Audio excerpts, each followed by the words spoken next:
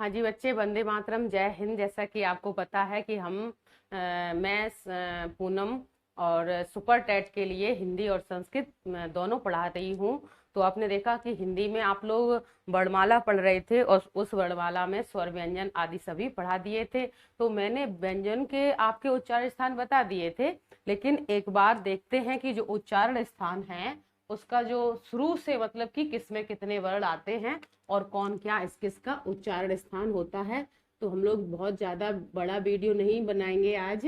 ये देखेंगे कि उच्चारण स्थान आज इसमें व्यंजनों के आपको मैंने बता दिए, लेकिन फिर भी दोबारा से बता दे रही हूँ क्योंकि मैंने स्वर का उच्चारण स्थान नहीं बता पाया था, इसलिए ये उच्चारण स्थान का जो वीडियो है दोबारा से पुनः बताया जा रहा है। तो आप देखेंगे कि उच्चारण स्थान सबसे पहले इसका सूत्र मैंने उसमें बताया था कि इसका जो सूत्र होता है उच्चारण स्थान का सूत्र क्या होता है। सूत्र होता है कता कता मूदो ना। कता मूदो ना, ये इसका सूत्र होता है। इसका मतलब है ना से मतलब है यहाँ नासिका से। ना से क्या मतलब है? नासिका से, ठीक। और यहाँ दा के साथ ओ है, उससे मतलब है ओष्ठ। क्या है? दा के साथ जो ओ है उसका मतलब है ओष्ठ और दा का मतलब है दंत। इस तरह से याद हो जाएंगे आपके। दा का मतलब दंत, ये माँ बना है। माँ का मतलब मूर्धा। माँ का मतलब मूर्धा, ठीक है। यही उच्चारण स्थान होते हैं हिंदी में और इसी से आपको तुरंत याद हो जाएंगे 10 मिनट में। ता का मतलब तालु। ता का मतलब तालु, ठीक है। और का का मतलब, यहाँ पे का का मतलब क्या है? कंठ से है। का का मतलब कंठ से है। तो देखा आपने, नासिका, ओष्ठ, दंत, मूर्धा, तालु और कंठ, इतने आपके क्या हैं? उच्चारण स्थान है, ठीक। तो यहाँ आप देखेंगे कि किसका क्या उच्चारण स्थान होता है। तो जो नासिका है इसके सभी पंचम वर्ण होते हैं। पंचम वर्ण कौन कौन से? ये, ठीक है, इस तरह से, या फिर ये, और या फिर किसी पे अनुस्वार लगा हो, या ऐसे पूछ लिया जाए कि अनुस्वार का उच्चारण स्थान क्या होता है। तो सभी पंचम वर्ण इंगा या ड़ा मा ना और अनुस्वार का उच्चारण स्थान क्या होता है? नासिका होता है। ये नासिका से बोले जाते हैं, इसमें नासिका की अधिक सहायता लेनी पड़ती है, ठीक। तो ये देखो, आपने देख लिया कि इस तरह से ये ओष्ठ का उच्चारण, ओष्ठ से किन वर्णों का उच्चारण किया जाता है, ये बहुत सरल है ओष्ठ का। तो आप देखेंगे इसमें दोनों ऊ आ जाएंगे। दोनों ऊ, जब ऊ बोलते हैं तो आपके ओठ का आकार आगे की ओर खिसक जाता है, ऊ, ठीक है। और पा, पा, वा, भा, मा, पा, पा, वा, भा, मा, ठीक। पांचों वर्ण हो गए। यहाँ पे पा वर्ग पूरा होता है, ठीक है। तो आपका ऊ दोनों और पूरा पा वर्ग किससे बोला जाता? ओष्ठ से बोला जाता है। पूरा पा वर्ग और दोनों ऊ किससे बोले जाते? ओष्ठ से बोले जाते। पा, फा, बा, भा, मा कहने पर आपको ओठ का प्रयोग करना पड़ता है, ठीक। दंत का देखेंगे। दंत का क्या है? पूरा यहाँ पे ता वर्ग है। ता, था, दा, धा और ना, ठीक। तो ता, था, दा, धा और ना। आगे देखेंगे इसमें दंत में आपका इस तरह वाला जो सा होता है इसे दंतव्य सा कहा जाता है। तो दंत से आपका पूरा ता और क्या आपका है सा, ठीक है।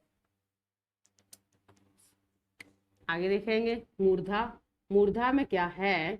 ऋषि, ऋषि और टा पूरा, टा वर्ग, टा, ठा, डा, ढा और ड़ा, ठीक है। और किस प्रकार का सा? इस प्रकार का सा। और आपका बोला जाता है रा। क्या बोला जाता है? रा। तो आपने देखा मूर्धा से ऋषि, हिंदी में एक ही ऋषि होती है, एक ही ऋषि, पूरा टा वर्ग, इस तरह का सा और रा, इतना का अगर आपसे उच्चारण स्थान पूछा जाए तो आप बताएंगे मूर्धा, और इनमें से किसी का पूछा जाए तो बताएंगे दंत, और इनमें से ओष्ठ, और ऊपर मैंने अभी लिख दिया है नासिका। आप देख रहे हैं मैंने यहाँ इसमें मूर्धा में भी लिखा और नासिका में भी ये पंचम वर्ण, तो पहले इसको प्रायोरिटी नासिका देंगे। अगर नासिका ऑप्शन में नहीं है तो इसका उच्चारण स्थान ड़ा का मूर्धा भी हो सकता, या फिर मूर्धा नासिका कोई ऑप्शन में दोनों लिखे हैं तो सबसे बेहतर ऑप्शन वो होगा जिसमें दोनों लिखे होंगे। ठीक, इस तरह से तालु का होता है दोनों प्रकार की ई, चा पूरा वर्ग, चा छा, जा झा और या। ठीक, चा छा जा झा या। और कौन सा सा, और आपका इस तरह वाला सा। ठीक है, और या। तो आपने देखा, क्या देखा कि दोनों प्रकार की ई, चा छा जा झा, या, सा और या, इतने वर्ण किससे बोले जाते हैं? तालु से बोले जाते हैं। तो आपके देख रहे हैं कि आपके ऊष्म वर्ण भी चल रहे हैं और अंतस्थ वर्ण भी चल रहे हैं। आगे देखेंगे कि यहाँ कंठ से कौन से वर्ण उच्चारित किए जाते, तो कंठ से दोनों प्रकार के आ, दोनों प्रकार के आ, और कौन सा वर्ग?